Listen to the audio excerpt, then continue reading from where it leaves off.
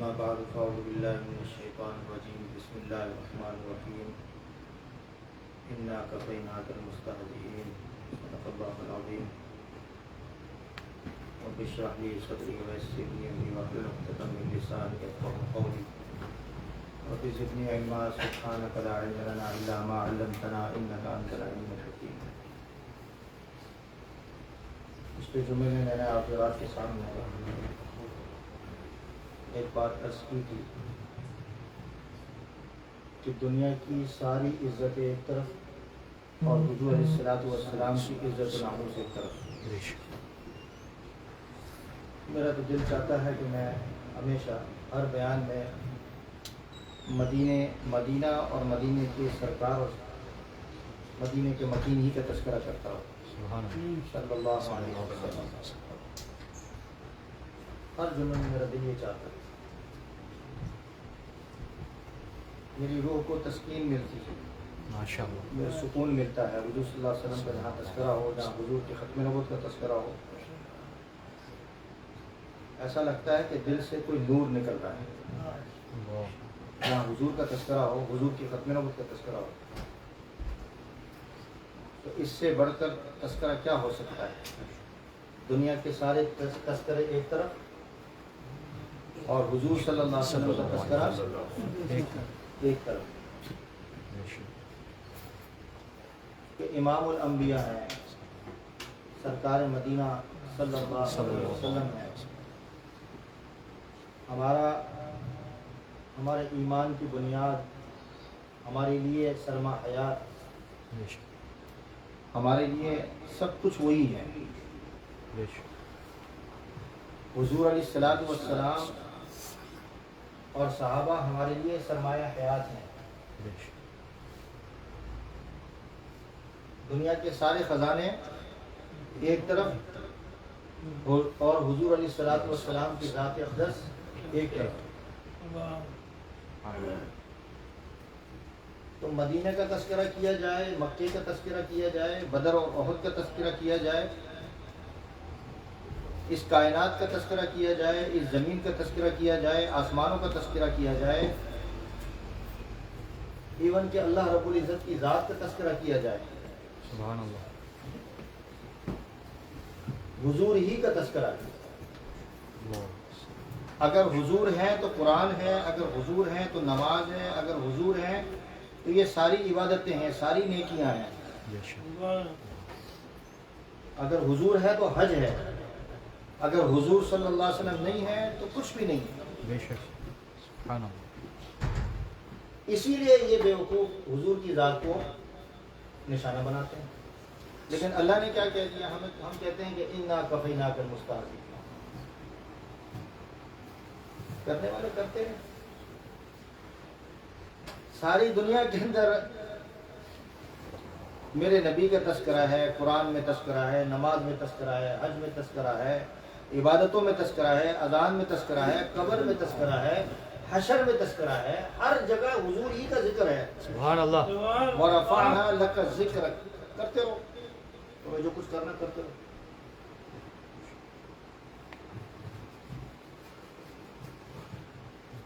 ایک طرف ایسے لوگ موجود ہیں، لیکن دوسری طرف انہی کے لوگوں میں سے بات چلتی ہے کہ دنیا میں سب سے زیادہ پسندیدہ نام کون سا؟ محمد رسول اللہ. دنیا میں سب سے پسندیدہ نام کون سا؟ محمد صلی اللہ علیہ وسلم. میرے بیٹے کا نام محمد ہے. والد صاحب نے باقاعدہ سیرت کی کتابوں سے اس کے فضائل دیکھ کر، ظاہر بات ہے، ہمیں دکھایا کہ دیکھو اتنے فضائل ہیں محمد نام. ماشاء اللہ.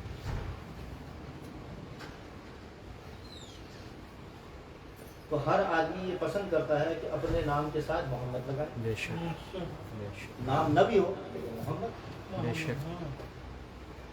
میں کل تذکرہ کر رہا تھا اپنے اسٹوڈنٹس کو، تو پہلے احمد ہیں پھر محمد ہیں. پہلے احمد کو لایا گیا پھر محمد کو لایا گیا. احمد کیسے لایا گیا احمد کو؟ کہ اللہ کی تعریف اتنی کی، حضور صلی اللہ علیہ وسلم نے اتنی تعریف کی، اتنی تعریف کی، اتنی تعریف کی، پھر مخلوق نے حضور کی اتنی تعریف کی، اتنی تعریف کی. پہلے اللہ کی تعریف کرنے کی وجہ سے احمد بنایا گیا، مخلوق نے حضور کی تعریف کی تو اللہ تعالیٰ نے ان کو محمد بنایا. سبحان اللہ. اتنی تعریف کائنات میں ذرہ ذرہ حضور کی تعریف کر رہا ہے، ذرہ ذرہ. سبحان اللہ. تو پھر مجھے بتائیں کوئی مائیکل لال ہے کہ جو حضور کے تذکرے کو صلی اللہ علیہ وسلم کو نعوذ باللہ پست کر سکتا ہے، ہمارے دلوں سے نکال سکتا ہے، ہمارے دلوں سے اس روشنی کو ختم کر سکتا ہے، جو روشنی جو میں نے جیسے عرض کیا تھا پہلے کہ ایک تار کی مانند ہے، جس کی تار کٹی اس کا ایمان اور اس کا رشتہ حضور سے کٹ گیا. ممکن ہی نہیں ہے. سیاہ کار سے سیاہ کار، گناہ گار سے گناہ گار حضور کے تذکرے کے مقابلے میں نہیں. اس کا سر جو جاتا ہے. اللہ کے نبی کا تذکرہ ہو.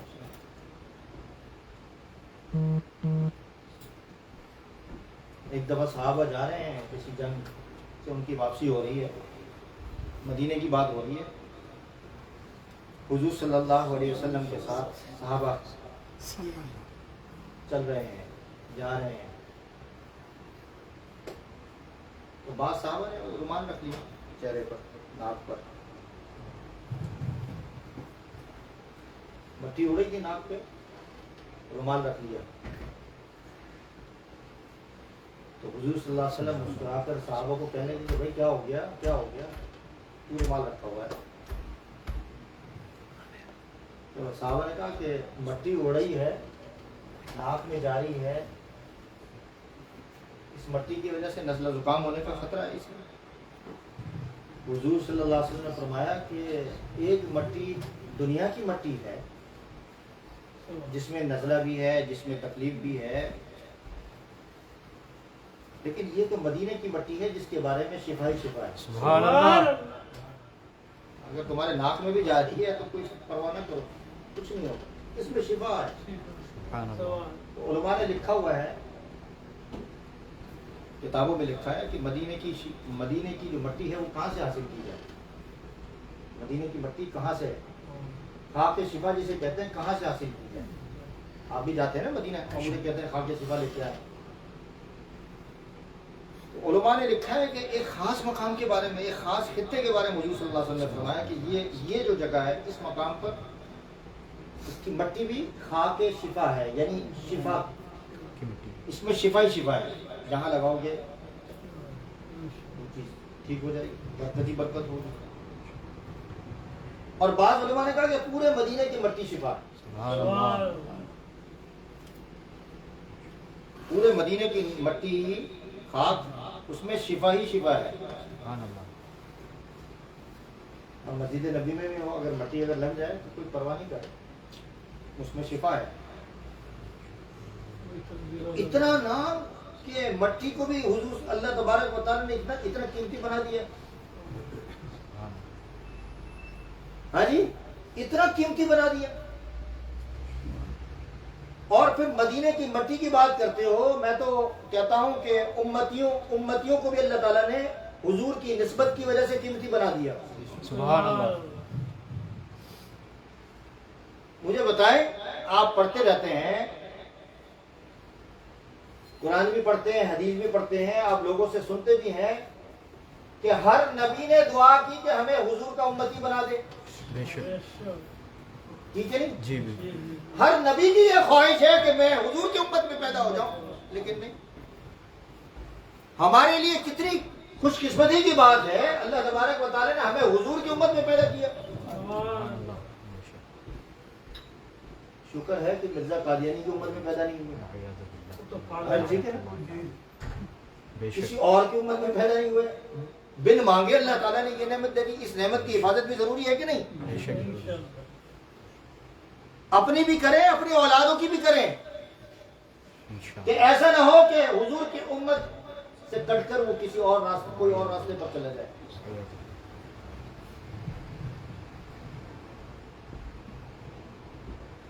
بھائی تم اسلام کو چھیڑو گے، حضور کی ذات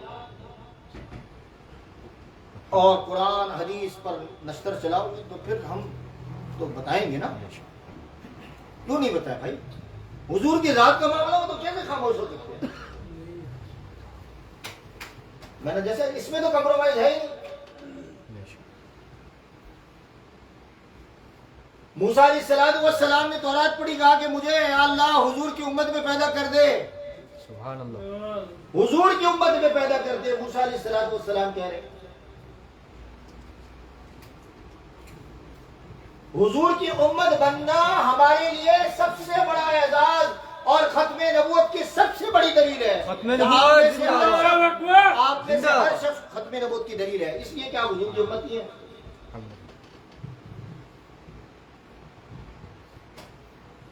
ہے کہ نہیں؟ کتنا بڑا اعزاز۔ گرمی ہے نا، آج گرمی ہے۔ ایک دفعہ نبی اکرم صلی اللہ علیہ وسلم شاہ لولاق مدینے کے سرکار اپنے سرانے جو اینٹ ہوتی ہے نا وہ بھی آرام فرما رہے ہیں۔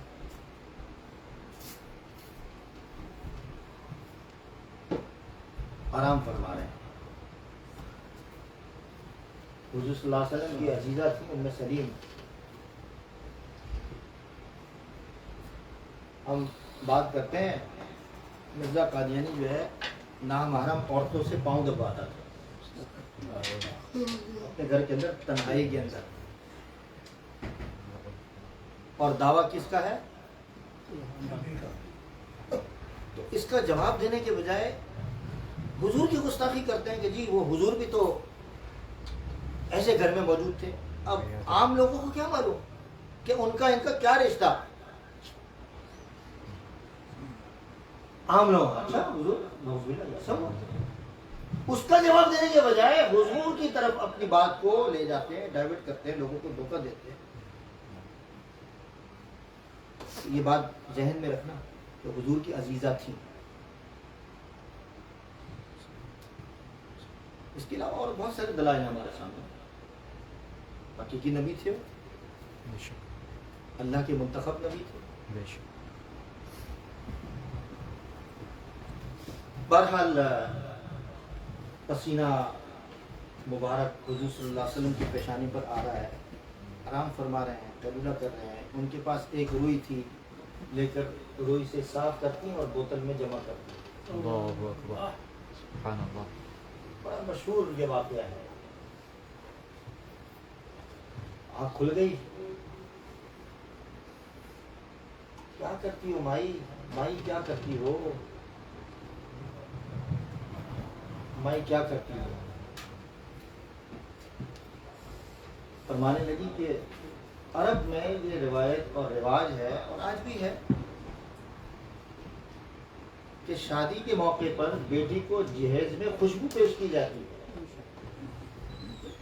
جہیز کے ساتھ دی جاتی ہے کہ جی یہ خوشبو میری بیٹی گھر لے کر جائے گی۔ میرے پاس، میں تو غریب ہوں، باقی لوگ کر رہے ہیں، میں ایک جہیز جمع کر رہی ہوں، سبحان اللہ اللہ اکبر اس خوشبو کو جمع کر رہی ہوں اپنی بوتل میں۔ اور روایت میں اور تاریخ کی کتابوں میں یہ بات ملتی ہے کہ جس بیٹی کو یہ جہیز میں دیا گیا اس کی 3 نسلوں تک حضور کے پسینے مبارک کی خوشبو آتی ہے۔ سبحان اللہ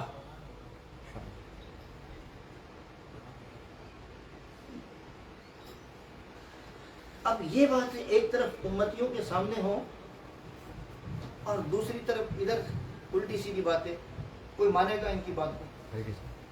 اِنَّا كَفَيْنَاكَ الْمُسْتَهْزِئِينَ، ہم تذکرہ کرتے رہیں گے حضور کا۔ ہم نماز پڑھیں گے تو یہ بھی حضور کا تذکرہ ہے، ہم حج کریں گے تو حضور کا تذکرہ ہے، اور کیا کریں گے؟ حج کریں گے تو حضور کا تذکرہ ہے۔ ہمارے اعمال میں حضور ہی کا تذکرہ ہے، سبحان اللہ ہماری عبادت میں حضور ہی کا تذکرہ ہے۔ ایون کہ جب قبر میں رکھا جائے گا مومن تو کیا ہوگا؟ بسم اللہ نہیں بسم اللہ علی ملتی سبحان اللہ۔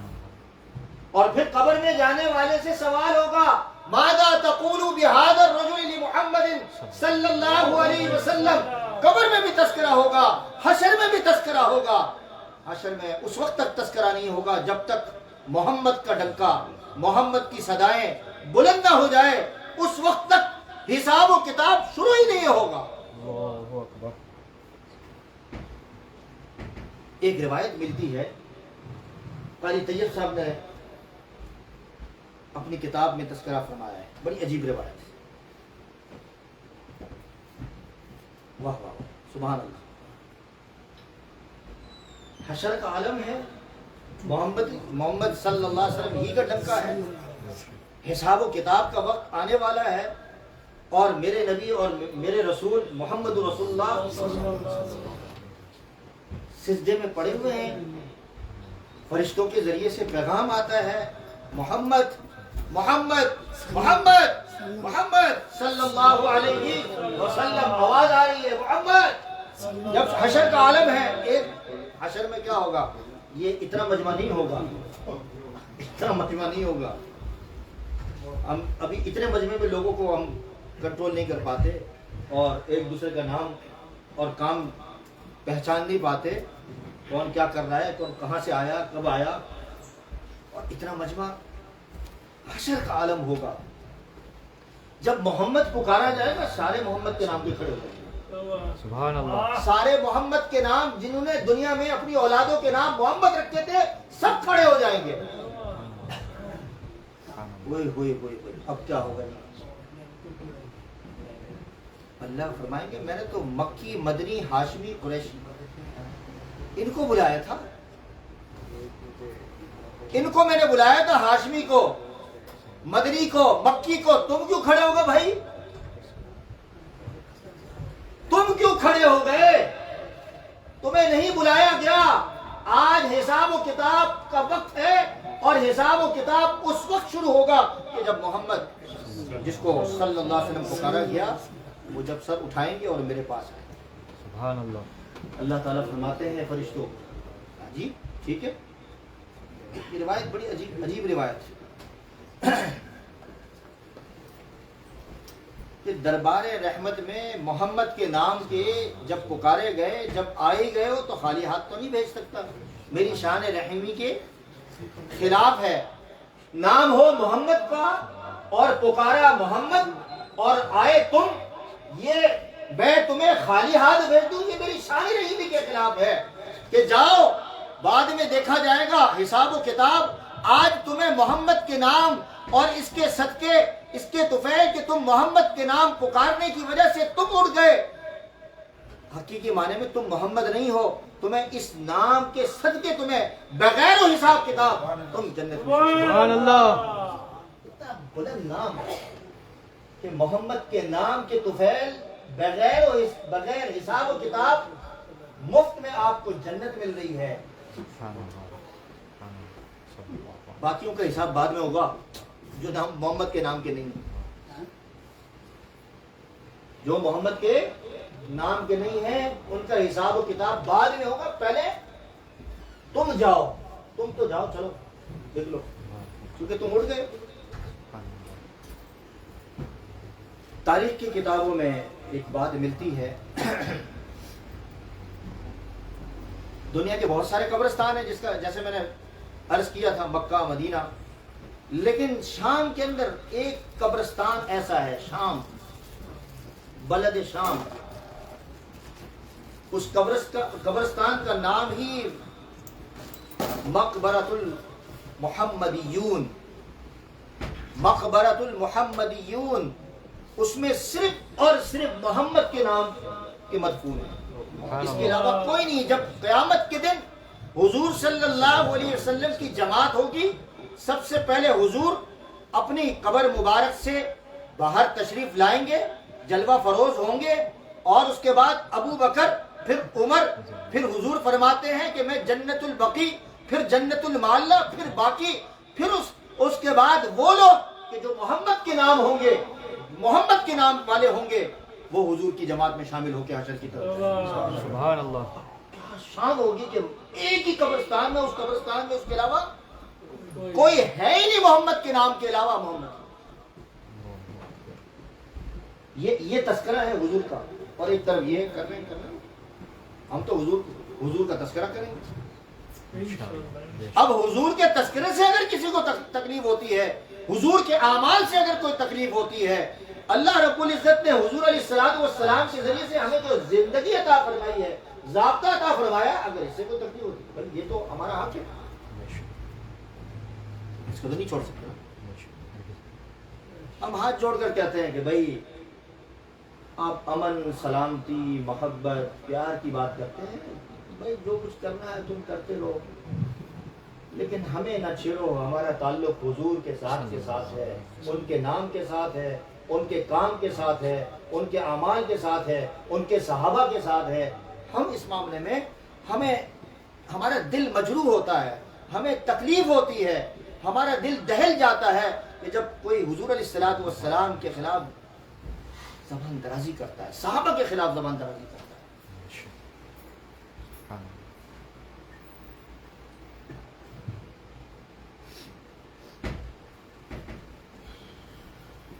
آپ کو معلوم ہے کہ قرآن کریم کے بعد سب سے بلند ترین جو کتاب ہے وہ کون سی ہے؟ صحیح بخاری، اصح کتاب بعد کتاب اللہ، بخاری۔ بخاری شروع۔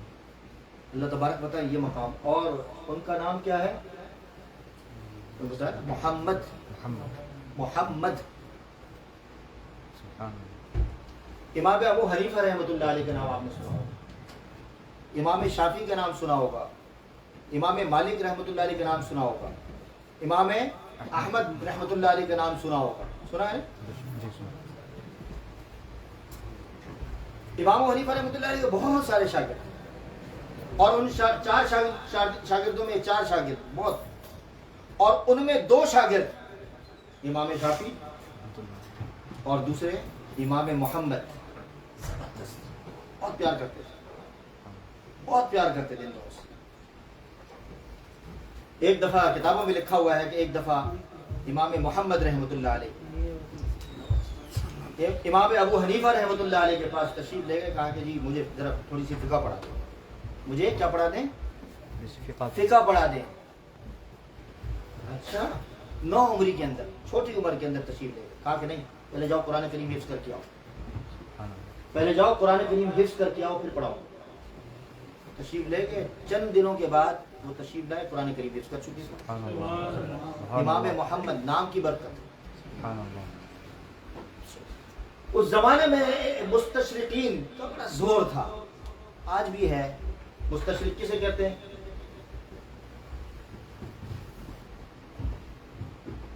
دین تو پڑھتے ہیں، دین تو سمجھتے ہیں، لیکن مسلمان نہیں ہوتے۔ آسان الفاظ ہے، دین پڑھتے ہیں، مسلمان نہیں ہوتے۔ دین کی تعلیم حاصل کرتے ہیں، دین کو دین سمجھ کر نہیں پڑھتے، دین کو ہمیں کیا سمجھنا ہے؟ دین کو دین سمجھ کر پڑھنا ہے، نہیں کہ معلومات حاصل کر رہے پھر لوگوں کو گمراہ کر رہے ہیں۔ معلومات آج کل دنیا کے اندر کتنی معلومات اکٹھی ہو رہی ہے۔ دنیا اگر بیٹھ جائے ایک آدمی اگر 1 سال اگر بیٹھ جائے مفتی گوگل کے سامنے اور آرام سے وہ کیا بن سکتا ہے؟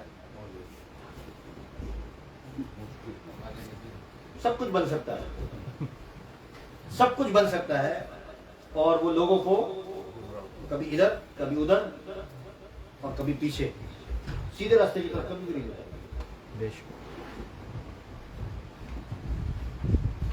تو اس زمانے میں مستشرق تھے، حضرت امام محمد کو دیکھا، وہ چلتے پھرتے بڑی نزاکت کے اندر، بڑی خوبصورتی، ہماری کیا خوبصورتی ہوگی یار، اے ہائے ہائے، ایسے جوان، ایسے خوبصورت، ایسا ناقشہ، ایسا قد کار زبردست، ایسی کونی ماری نا مستشرق نے اپنے دوست کو، کہا کہ یار یہ جو جوان ہے کون ہے؟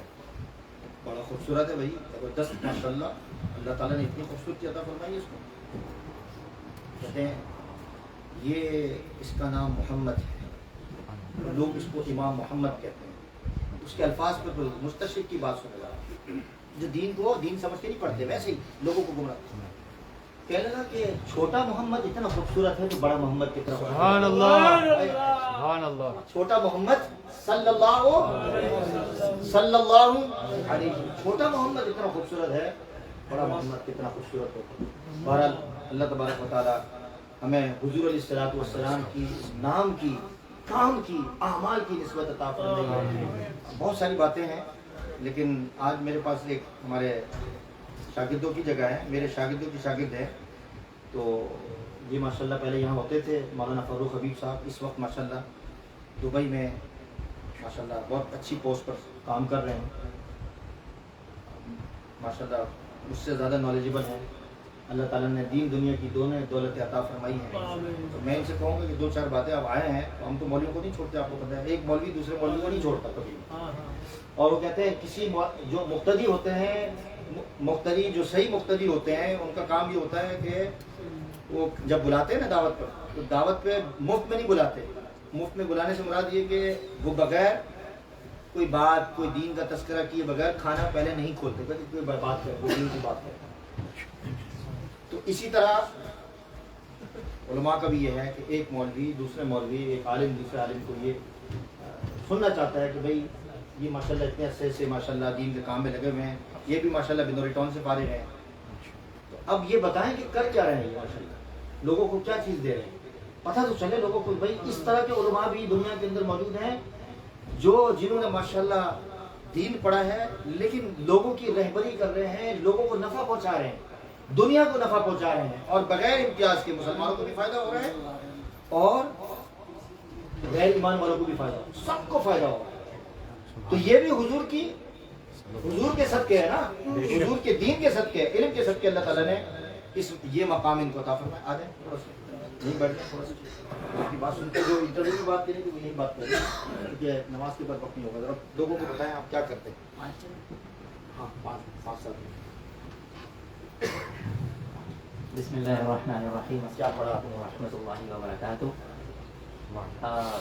بہت ساری باتیں ہیں کرنے کے لیے, لیکن سب سے پہلی بات جب میں ابھی یہاں پہ بیٹھا ہوا تھا تو میرے دل میں ایک بات آئی, اور میں نے سوچا تھا, بس سوچا ہی تھا کہ اگر میں یہاں پہ بیٹھا ہوا ہوتا تو یہ بات کرتا, اور اب سہیل بابا صاحب نے اس کو بٹھائی دیا تو وہ کر دیتا ہوں.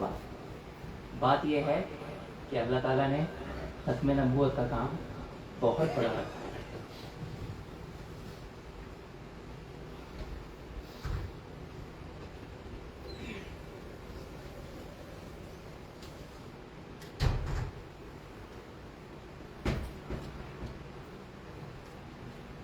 میں 2009 میں اور 10 میں یہاں پر تھا ایز اے اسٹوڈنٹ, کوئین میری یونیورسٹی میں پڑھنے کے لیے آیا تھا. تو پتہ نہیں اللہ تعالیٰ کو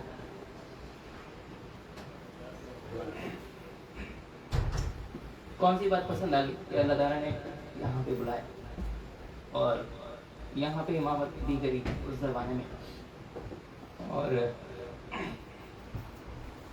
بڑا اچھا تعلق رہا پورے عرصے میں. اللہ تعالیٰ, پھر میں ملیشیا چلا گیا, وہاں پہ میں نے PhD کیا, اور پھر اب میں دبئی میں آ گیا ہوں, وہاں پہ کام کر رہا ہوں. اللہ تعالیٰ دین کا کام بھی لے رہے ہیں, اور ایسا کام ہے کہ جو آپ کہہ لیں کہ دین کا بھی ہے اور دنیا کا بھی ہے. تو کام تو جو بھی ہے اس کے بارے میں تو بتانا مشکل ہے, لیکن میں یہ بتا دیتا ہوں ابھی کہ میں یہ سوچ رہا تھا کہ شاید اللہ تعالیٰ اسی ختم نبوت کے رشتے کی وجہ سے اللہ تعالیٰ جنت عطا فرمائے.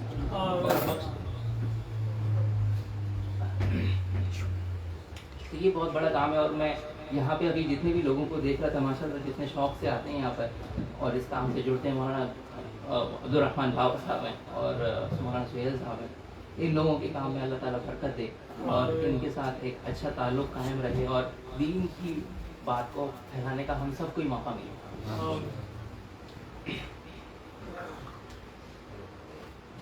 یہ تو ہو گئی پہلی بات. بس میں 2 باتیں اور کروں گا اور پھر بند کر دوں گا بات. میں جو کام کر رہا ہوں اصل میں وہ ہے فائنینس سے ریلیٹڈ, بینکنگ سے ریلیٹڈ. تو اللہ تعالیٰ قرآن شریف میں فرماتے ہیں کہ احل اللہ البیع وحرم الربا, اللہ تعالیٰ نے تجارت کو, خرید و فروخت کو جائز قرار دیا ہے اور ربا کو, سود کو حرام قرار دیا. ابھی شاید آپ لوگ یہ بات جان بھی رہے ہوں گے کہ ابھی عدالت میں پاکستان کے اندر بھی سود کے خلاف فیصلہ آیا ہے دوبارہ سے. کئی بار آ چکا ہے لیکن اب یہ تیسری یا چوتھی بار دوبارہ سے فیصلہ آیا ہے کہ اس کو ختم کیا جائے ملک سے. اور اس دفعہ علماء کرام کافی زیادہ جد و جہد کر رہے ہیں کہ کسی طریقے سے اس نحوست کو جو ہے ملک سے ختم کیا جائے. اور اللہ تعالیٰ بلکہ ہم سب کو بھی یہاں پہ بھی ایک توفیق عطا فرمائے کہ ہمارے پاس ایک ایسے ادارے بنے، اسلامک بینکس ہوں، اسلامک فائنینشیل انسٹیٹیوشنز ہوں، کہ جس کی وجہ سے ہمیں اپنے معاشی معاملات، فائنینشیل میٹرز جو ہیں وہ بھی ہمارے دین کے مطابق کرنے والے بن جائیں، یعنی کہ ہم ان کو اپنے دین کے مطابق کریں، بجائے اس کے کہ کوئی ہمیں بتائے کہ تمہیں ایسا کرنا ہے اور ہم مجبوری کی وجہ سے کسی نہ کسی سچویشن میں ایسے پھنسے ہوئے ہوں کہ اب کچھ نہیں کر سکتے ہوں. تو اللہ تعالیٰ ہمیں ایسے بنائے کہ ہم ان معاملات کو بھی اپنے دین کے مطابق کرنے والے بنے، رسول اللہ صلی اللہ علیہ وسلم کی تعلیمات کے مطابق کرنے والے بنے. کیونکہ سود ایک ایسا گناہ ہے جس سے بڑا شاید کوئی اور گناہ نہیں ہے. امام مالک رحمہ اللہ کے پاس ایک شخص آتا ہے اور کہتا ہے کہ میں نے اپنے دوست کو شراب چھٹانے کے لیے بولا کہ تم اس کو چھوڑ دو، کیونکہ اس سے بڑا دنیا میں کوئی اور گناہ نہیں ہے، اور اگر ہے تو میری بیوی کو طلاق. یعنی وہ اس بات کو کی اہمیت بتانے کے لیے اس نے یہ بات کہی. تو اس نے بولا کہ لیکن میرے دل میں آئی کہ میں آپ سے آ کے پوچھ لوں کہ کیا میں نے صحیح کہا اور میری بیوی کو طلاق تو نہیں ہوگی. تو امام مالک رحمہ اللہ نے بولا کہ نہیں، تمہاری بیوی کو طلاق ہوگی، کیونکہ شراب پینے سے بھی زیادہ بڑا گناہ جو ہے وہ سود کا گناہ ہے. تو اللہ تعالیٰ نے واضح طور پہ جب فرمایا کہ حرم الربا، اللہ تعالیٰ نے حرام کر دیا ہے ربا کو. اس کے آگے پیچھے اللہ تعالیٰ نے اس کی حکمت نہیں بتائی، لیکن ہمیں سمجھ میں آتا ہے کہ اس کی بہت بڑی ایک حکمت یہ ہے کہ اس سے استحصال ہوتا ہے، صرف ایک انسان کا نہیں، ایک قوم کا نہیں، پوری دنیا کا اور پوری تمام کی تمام نسلوں کا. اس وقت پوری دنیا جو ہے وہ ایک سودی نظام کے تحت چل رہی ہے. اور ٹھیک ہے اسلامک بینک ہیں، ابھی چل رہے ہیں، بہت کچھ ان میں خامیاں بھی ہیں، بہت سارے ٹوٹی پھوٹی کاوشیں بھی ہیں، لیکن میں یہ سمجھتا ہوں کہ ان کو سپورٹ کرنا چاہیے. سپورٹ اس لیے کہ ٹھیک ابھی یہ وہ اس آئیڈیل اسٹیج پہ نہیں ہے، یعنی کہ جہاں پہ ہم سمجھتے ہوں کہ ایک بہت اچھا ایک ادارہ ہو جو اسلامی لحاظ سے چل رہا ہو، وہ اس آئیڈیل اسٹیج پہ نہیں بھی ہو، لیکن ایک کام اگر شروع ہوا ہے تو اس کو سپورٹ کر کے اس لیول پہ لے کر آیا جائے. تو وہی یہ میرا سارا کام ہے. مطلب میں نے کیونکہ فائنینس پڑھا، شریعہ بنوری ٹاؤن سے فارغ ہوا، پھر اس کے بعد فائنینس، اکنامکس، بینکنگ پڑھی، تو یہی کام کر رہا ہوں. اسی سلسلے میں یہاں بھی آیا ہوا تھا. ابھی کل میری ایک کانفرنس تھی، مجھے کی نوٹ اسپیکر کے طور پہ بلایا گیا تھا سواس یونیورسٹی میں، اور 2018 میں بھی آنا ہوا تھا، تو کیمبرج یونیورسٹی نے مجھ کو بلایا تھا ایز اے کی نوٹ اسپیکر اپنی کانفرنس کے لیے. تو بات وہی ہے کہ اب اللہ تعالیٰ نے ایک اور راستہ ہم کو جو دیا ہے وہ ٹیکنالوجی کا دیا ہے کہ ٹھیک ہے اب آپ بریک اینڈ مورٹار کی ایک پوری کی پوری عمارت بنائیں، اس بینک کو کھولیں اور پھر اس بینک کے ذریعے سے سارے کام کریں. اس کے لیے بہت سارا سرمایہ چاہیے، بہت سارا کیپٹل چاہیے. تو اب ایک آسان طریقہ یہ بھی ہے کہ ڈیجیٹل بینکنگ اسٹارٹ ہو گئی ہے. اللہ تعالیٰ نے اس کو شروع، موبائل بینکنگ اسٹارٹ ہو گئی ہے، جس کے لیے آپ کو برانچز کھولنے کی بھی ضرورت نہیں ہے. جس کے پاس موبائل ہو وہ اس کو جا کے اکاؤنٹ کھول کے کام شروع کر دے. تو وہ میں سمجھتا ہوں کہ ٹیکنالوجی کو استعمال کر کے ہم اب فائنینشیل میٹرز کو اسلامک بنا سکتے ہیں اور ایسے چیزیں کر سکتے ہیں جو پہلے بڑی مشکل تھیں اب آسان ہو گئی. تو یہی سارا میرا کام سارا اسی کے ارد گرد گھومتا ہے. تو میں یہی کام کر رہا ہوں، لیکن میں یہی کہنا چاہوں گا کہ رسول اللہ صلی اللہ علیہ وسلم کے بتائے ہوئے طریقوں کے اندر ہی کامیابی ہے، اور وہ طریقے ہر دور میں آ سکتے ہیں، اور ہر ٹیکنالوجی بھی اس کو ہم اس کے لیے ہم ٹیکنالوجی بھی استعمال کر سکتے ہیں، اور اس میں کوئی برائی نہیں. تو الحمدللہ میں جیسے آرٹیفیشیل انٹیلیجنس، بلاک چین اور بگ ڈیٹا انالیٹکس وغیرہ یوز کر کے اس طرح کے ہم پروڈکٹس بناتے ہیں جو سمجھنے کے جو اسلامی لحاظ سے حلال ہوتی ہیں اور فائنینشیل پروڈکٹس ہیں، تاکہ لوگوں کو فائدہ پہنچے. تو اللہ تعالیٰ سے دعا ہے کہ اللہ تعالیٰ ہماری تمام کاوشوں کو. تو اس حوالے سے یہ بھی ہے کہ میں کچھ دوسری چیزوں میں بھی ایڈوائزری وغیرہ کر رہا ہوتا ہوں. جیسے میں نے دبئی میں جو کمپنی کھولی ہے اس میں ہم ایک تو یہ ہے کہ ہم یونیورسٹیز کے اندر پروگرامز میں کر رہا ہوتا ہوں، ان کو بتا رہا ہوتا ہوں کہ حلال طریقے کیا ہیں. ٹیکنالوجی کو استعمال کرنے کے بھی حلال طریقے ہیں، اسی طریقے سے حلال طریقے جو ہیں وہ فائنینس کو بھی استعمال کرنے کے، کہ کس طریقے سے فائنینشیل انسٹیٹیوشنس چلتے ہیں. تو اللہ تعالیٰ نے ایک بڑا اچھا دین ہم کو دیا ہے کہ اس کے اندر ہر پہلو کے اوپر کوئی نہ کوئی بات موجود ہے، اور اس کے لیے گائیڈ لائنس موجود ہیں. مطلب ایک صاحب سے میری بات ہو رہی تھی، اس میں وہ نان مسلم تھے، تو کہنے لگے کہ آپ اسلامک بینکنگ کی بات کرتے ہیں تو اس طرح کوئی کرسچن بینکنگ بھی ہونی چاہیے. تو میں نے کہا کہ ہمیں کوئی اعتراض نہیں ہے. میں نے کہا مجھے کوئی اعتراض نہیں ہے, آپ پرنسپلز اور رولز بتا دیں کہ کیا رولز ہوں گے کرسچن بینکنگ کے, آپ اس کے لحاظ سے اسٹارٹ کر دیں. تو کہنے وہ تو اتنے کمپریہنسو ہیں نہیں, مطلب اس میں کیا گائیڈنس ملے گی. وہ کہہ رہے ہیں کہ ایسی تو کوئی گائیڈنس ہے نہیں. تو میں نے کہا لیکن الحمدللہ قرآن میں موجود ہے, حدیث میں موجود ہے, ہم بینکنگ کو بھی اس کے لحاظ سے کر سکتے ہیں, ہم حکومت بھی اس کے لحاظ سے چلا سکتے ہیں, ہم اس کے لحاظ سے صرف نمازیں پڑھنے کے لیے یا عبادت کرنے کے لیے قرآن نہیں ہے. قرآن ہمیں تمام کی تمام باتیں بتا رہے ہیں. ایک تو ہمارا ایک رشتہ ہے اللہ تعالیٰ کے ساتھ اور ایک رشتہ ہے ہمارا بندوں کے ساتھ, جس کو آپ کہتے ہیں کہ ایک ورٹیکل ریلیشن شپ ہے اور ایک ہاریزونٹل ہے. تو ہاریزونٹل یہ ہے کہ ہم آپس میں ایک آدمی دوسرے آدمی سے کس طریقے سے معاملات کرے گا, کوئی بھی ہو معاملہ, کوئی بھی معاملہ آپ لے لیں تو اس میں گائیڈنس موجود ہے. اب جیسے کرپٹو کرنسی کے اوپر بھی ایک بڑی بات چل رہی ہے, تو اس کے اوپر بھی لوگ حیران ہوتے ہیں کہ کیا اس کے اوپر بھی کوئی گائیڈنس موجود ہے اسلام کی. میں نے کہا ہاں موجود ہے. کیا کیسے کرپٹو کرنسی کو ایشو کرنا ہے, کیسے اس کو یوز کرنا ہے, اس کی ساری گائیڈنس موجود ہے. تو وہ بڑے حیران ہوتے ہیں کافی لوگ, کہتے ہیں اچھا ہمیں بتائیے کہ کس طرح سے ہو سکتا ہے, کرپٹو کرنسی کو بھی آپ حلال بنا سکتے ہیں اور اس کو حلال طریقے سے استعمال کر سکتے ہیں. میں نے کہا ہاں کر سکتے ہیں, اس کی بھی پاسبلٹی موجود ہے. تو بس یہی ہے سارا کچھ کام کرنے کا. اللہ تعالیٰ سے دعا ہے کہ اللہ تعالیٰ ہماری تمام کاوشوں کو مقبول فرمائے اور اللہ تعالیٰ